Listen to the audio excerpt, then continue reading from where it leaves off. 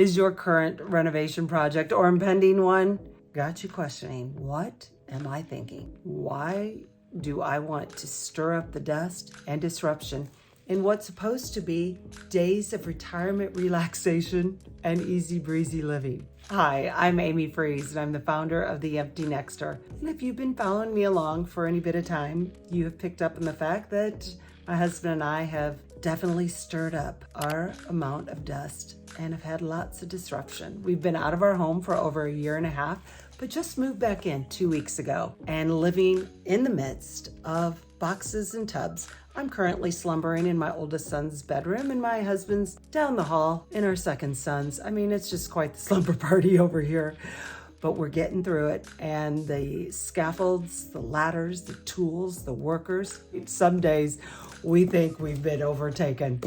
But I am here to share with you today some tips and tools that can either help you in your current project or as you are dreaming about taking on and tackling a project of your own. There are certain things that hopefully can help you do what I'm trying to do and live what I preach and bloom where I'm planted.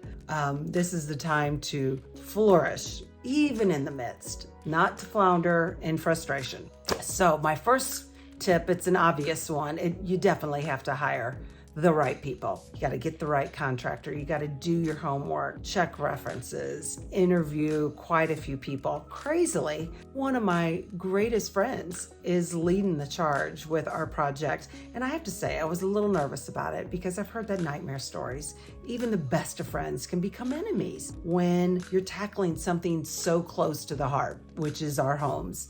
But we both had a heart to heart, and we're like, wait, we are grown women. We love each other. We are business women, and we are not going to let that happen. We are God's girls, and we are not going to let something like construction get in the path of our friendship. So a year and a half later, we're doing great. In fact, we're having fun. I do have to remind her, like, are you sure this was a good idea to take on all this stress? I did not want to add that stress to her life, but she said it would be a blessing. So I'm like, okay, got to be blessed, not stressed. So that's what we're doing. So do your homework, hire the right people.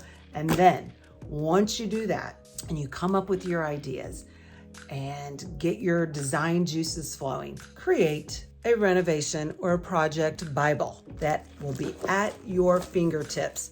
And don't let this take the place of the Bible, because you're going to be needing that real handy too to keep you grounded and on the right footing for this undertaking.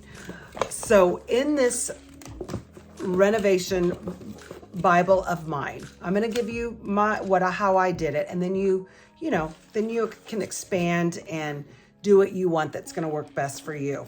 So I divided it up into rooms. Okay, into the various spaces that we're getting a makeover. And with those, I have room layouts, lighting layouts. I have added gallon freezer bags that are full of fabric swatches, paint chips, tile samples. I have a colored list of lighting, the different tiles that are supposed to go in there in that specific room. Also, a colored list of when I order things and when they are received. So when any contractor has a question, all I have to do is get this little handy dandy notebook out and then give them the answer. You don't need to be storing it here or on different pieces of paper. Put it all in one place. Efficiency is key. Time is priceless. And you don't need to add the mental stress. It's already stressful enough, no matter how small or how big the project is. Another thing that I have learned is to always have a tape measure at the ready. We'll be all standing there, and there's always going to be something that needs to be measured, and no one has a tape measure. So my husband and I, each got our own tape measure, and we're like, here. We don't need to be wasting time running around looking for a tape measure because it always seems to not be with us. So get it, and get a handy dandy clip while you're at it. so you don't lay it down and forget about it. So those are some of the basics, okay? Contractors, organization is key so you can be ready with responses, and the tape measure. And then expanding upon that, what's of utmost importance is keeping a positive perspective. Reminding yourself, if you need to, on who made the decision to do this project. Contractors didn't, so you don't need to get frustrated with them. The workers didn't, so you don't need to get upset with them. Remind yourself that you started this whole frenzy. That'll keep you grounded real quick. But keeping that positive mindset and perspective, you know, we are blessed to be able to do any sort of project, and gotta kind of keep that in check. Some of these things these decisions that need to be made, what size chandelier, what size space, you know, they really are just kind of a Prosecco project. So keep that in mind so you don't get too full of yourself and too frustrated with those around you. Those people that are around you that almost feel like they've moved in. I certainly have. Oftentimes, a couple times they've witnessed me in my bathrobe and I'm just like, whatever. Before I've gotten my makeup on and all of that. And I'm like, you know what? Whatever. I'm just gonna overlook all that, and it is what it is. So you gotta kind of just go with it. But I actually kind of love being around the contractor types. Running my upholstery company, we had independent contractors on the daily that we were working with. This project is honestly, and moving back in, it's kind of taken me back to my old stomping grounds, my old bossy pant days. I wake up, I know that there's going to be people there that are expecting me to kind of, help them with direction, not on helping them how to do it, because Lord knows I don't know how to plumb a faucet or light, a chandelier, but I'm there with answers, with direction. And with all of the nuts and bolts of the project, taking the time to get to know them, learning about how they became an electrician, how they became a plumber.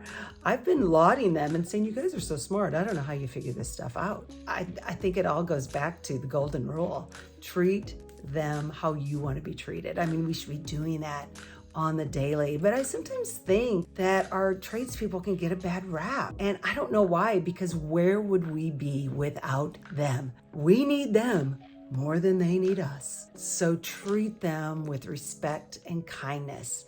And I bet they'll do the same for you. Nobody wants to be working around a prima donna that's barking orders and yelling at them and all of that. No, keep your home full of grace, understanding, and be flexible. Flexible is kind of key when you're taking on any project.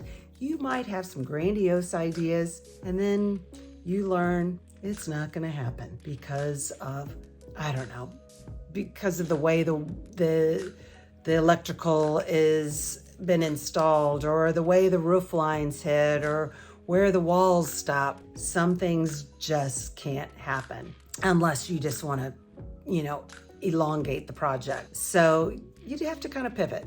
And honestly, this is all a little bit like retirement. Some of those ideas that we had about retirement force us to be flexible, force us to pivot, force us to take a deep breath and kind of be patient. So you have to kind of do the same thing with your renovation project. It's not for the faint of heart, but if you have a dream in your mind, stay visionary, go after it, do it, but know that it's going to require some perseverance and patience and a little, a